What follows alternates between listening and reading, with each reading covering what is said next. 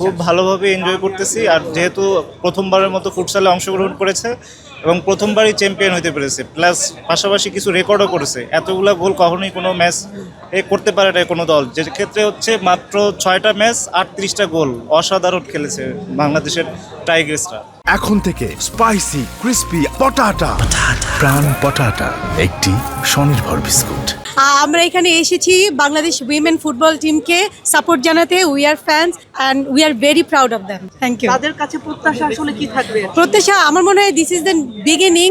So তারা আরও অনেক বড় অ্যাচিভমেন্ট আমাদের দেশে নিয়ে আসবে অ্যান্ড আমাদের মেয়ে টিম আরও অনেক দূর পর্যন্ত এগিয়ে যাবে, আমরা সেই আশাবাদী। অনেকটাই আনন্দিত করে, না হলে কি আমরা এখানে এসেছি বলেন ভাইয়া? আমরা গর্বিত, আনন্দিত। ওদের জন্য হচ্ছে গিয়ে আমাদের অনেক অনেক হচ্ছে গিয়ে শুভকামনা। এই পর্যন্ত আমাদের জন্য নিয়ে এসছে, আমাদের দেশের জন্য হচ্ছে গিয়ে চ্যাম্পিয়ন ট্রফি নিয়ে এসছে। আমরা সেই জন্য ওদেরকে অভিনন্দন জানাচ্ছি। দেশের ক্ষেত্রে আমার মনে হয় যে সবাই একই থাকে, আপনি আমি বলে কেউ নেই। একা কিন্তু দেশ নয়, দেশ কিন্তু আমাদের সবাইকে নিয়ে। তো আমাদের সবার জন্যই হচ্ছে গিয়ে এটা গর্বের বিষয়। একজন এসছে আমাদের জন্য হচ্ছে গিয়ে পুরস্কার নিয়ে এসছে, চ্যাম্পিয়ন হয়ে এসছে, এটা তো আর মানে বলার বাইরে। আমরা সবাই এটা নিয়ে হচ্ছে গর্ববোধ করব এবং সবাই এটা নিয়ে হচ্ছে গিয়ে আনন্দ করব, তাদেরকে উৎসাহ দেবো যে নেক্সট ডে হচ্ছে গিয়ে এর চাইতে আরও ভালো করতে পারে। অ্যাকচুয়ালি এই নারী ফুটসাল ফুটবল আমি প্রত্যেকটা খেলা দেখেছি এবং বাংলাদেশের মেয়েরা খুবই সুন্দর খেলা খেলেছে এবং লাস্ট খেলাও সাবিনা উনি হ্যাট্রিক করছে। হ্যাঁ, ওনার খেলাটা আমার খুবই ভালো লাগে।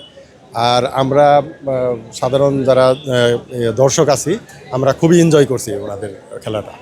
আমার মনে হয় আমরা পুরো জাতি জিতেছি। শুধু সাফ ফুটবল চ্যাম্পিয়নশিপে 2026-এ বাংলার মেয়েরা বাঘিনী বলবো আমার ভাষায়, তারা জিতেছে সারা বাংলাদেশ। এবং লাস্ট ম্যাচে আপনি দেখে থাকবেন মালদ্বীপের বিপক্ষে 14-2 গোলে হারিয়েছে বাংলার বাঘিনীরা। এবং সেখানে স্বপ্নাক্তা ঝিলি, তার কথা না বললেই নাই। সে ক্যাপ খেলা থেকে, গ্রাম থেকে উঠে আসা একটা মেয়ে প্রথমবারের মতো জাতীয় ফুটসাল টুর্নামেন্টের সুযোগ পেয়ে তিনি কিন্তু চীনের গ্রেট ওয়াল হয়ে রুখে দাঁড়িয়েছেন অনবদ্য। এবং এই আশা করি এই যে স্টার্টটা শুরু হলো, এই জার্নিটা, এই ধারা অব্যাহত থাকবে ইনশাল্লাহ, এভাবে চলতেই থাকবে। মাত্র শুরু হলো। একটা সময় কোচ বাটলার বলেছিলেন যে এদের জায়গা হবে না, এরা বাংলাদেশ জাতীয় দলে খেলতে পারবে না। কিন্তু আজকে এরা দেখিয়ে দিয়েছে লাল সবুজের পতাকা উড়াতে উড়াতে এরা বাংলাদেশে এসেছে।